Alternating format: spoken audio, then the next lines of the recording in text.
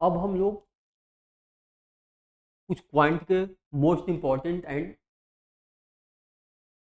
Most difficult question जो 2024 के quant section में आया हुआ है, इसको हम लोग डिस्कस करेंगे।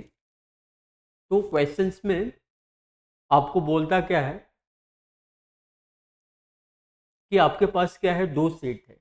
Consider two sets A. A के अंदर जो सेट ए के अंदर जो एलिमेंट है वह 2, 3, 5, 7, 11 और 13 है, और सेट बी के अंदर जो एलिमेंट है वह 1, 8 और 27 है। वह 1, 8 और 27 है। इसमें बोलता है कि let f be a function from A to B. F क्या एक फंक्शन है फ्रॉम ए टू बी। तो ए के अंदर जो एलिमेंट होंगे वो फंक्शन का डोमेन होगा, और बी जो होगा फंक्शन का कोड डोमेन होगा।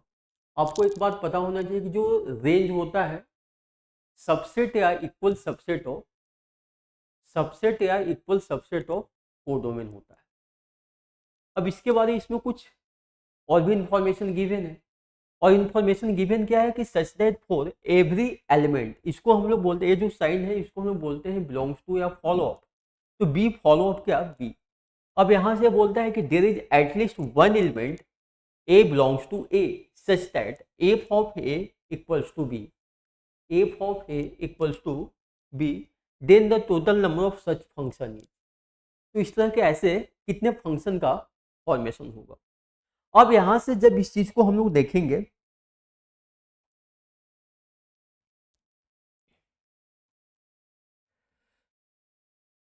यहां तक,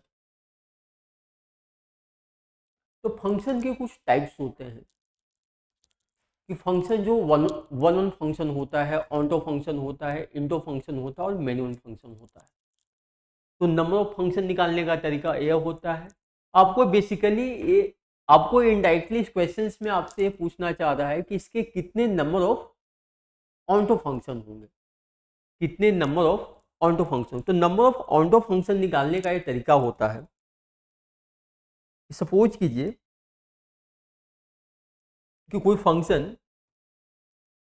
फंक्शन ए से बी है, ए से बी है, और सेट ए के अंदर जो नंबर ऑफ एलिमेंट है वह एम है, और सेट बी के अंदर जो नंबर ऑफ जो एलिमेंट है वो है एन। तो यहाँ से अगर आपसे आपको ये पूछता है कि इसका नंबर ऑफ फंक्शन बताइए, नंबर ऑफ फंक्शन, तो इसका जो नंबर ऑफ फंक्शन होगा वो होगा n to the power M.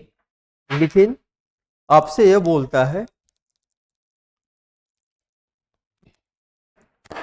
आपसे यह बोलता है कि इसका नंबर ऑफ ऑन्टो फंक्शन बताइए, number of onto function, number of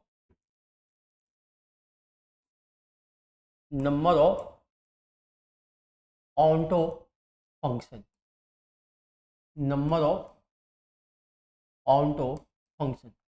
जब हम लोग नंबर ऑफ ऑन्टो फंक्शन निकालते हैं जिसका कुछ कॉम्बिनेशन में फॉर्मूला होता है। कॉम्बिनेशन में फॉर्मूला क्या होता है कि n C zero n to the power m minus n C one n minus one to the power m, उसके बाद n C two n minus two to the power m, और इस तरह से इसका जो लास्ट टर्म होगा वह N C N minus one और one to the power M होगा। जब आप देखोगे कि आपको इस क्वेश्चंस में सेट ए के अंदर जो नंबर ऑफ एलिमेंट गिवन है वो 6 है, वह 6 है, मीन्स कि एम की वैल्यू 6 है। और सेट बी के अंदर जो नंबर ऑफ एलिमेंट गिवन है वो 3 है, इसका मतलब एन की वैल्यू 3 है और आपको निकालना क्या है, नंबर ऑफ ऑन्टो फंक्शन। तो इसका नंबर ऑफ ऑन्टो फंक्शन क्या आएगा, जो नंबर ऑफ ऑन्टो फंक्शन आएगा, एन की वैल्यू क्या है 3, यह होगा 3C0 और 3 to the power 6 minus 3C1 और 2 to the power 5, उसके बाद 3C2 और 1 to the power 6, 1 to the power 6 होगा यहाँ,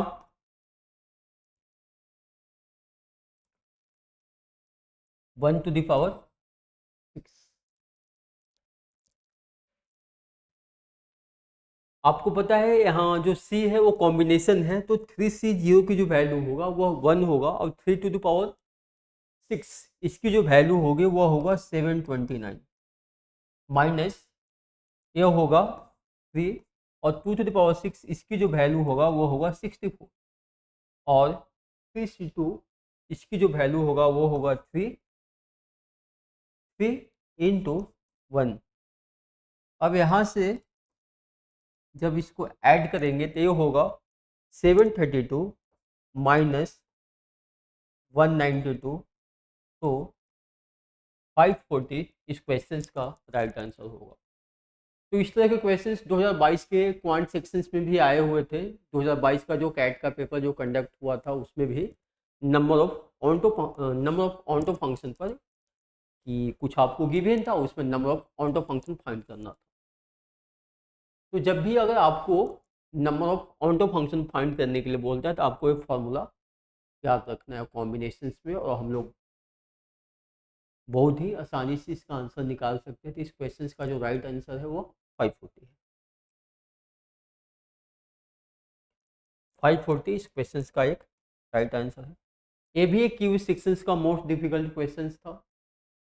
अगर आपको पता होगा कोई भी एग्जाम्स में कुछ ही क्वेश्चंस जो होते हैं डिफ़िकल्ट होते हैं, और किसी भी एग्जाम्स में डिफ़िकल्ट क्वेश्चंस को पूछने का उसका नेचर्स या मीनिंग यही बनता है कि वह जो भी स्टैंडर्ड फैक्ट होते हैं या जो कंसेप्चुअल जो फैक्ट होता है उसी चीज़ से आपको पूछता है। हो सकता है आपको कंसेप्चुअल फैक्ट पता ना हो इसलिए वो चीज़ डिफ़िकल्ट आपको लगा, नहीं तो क्वेश्चन जो होते हैं वो डिफ़िकल्ट नहीं होते।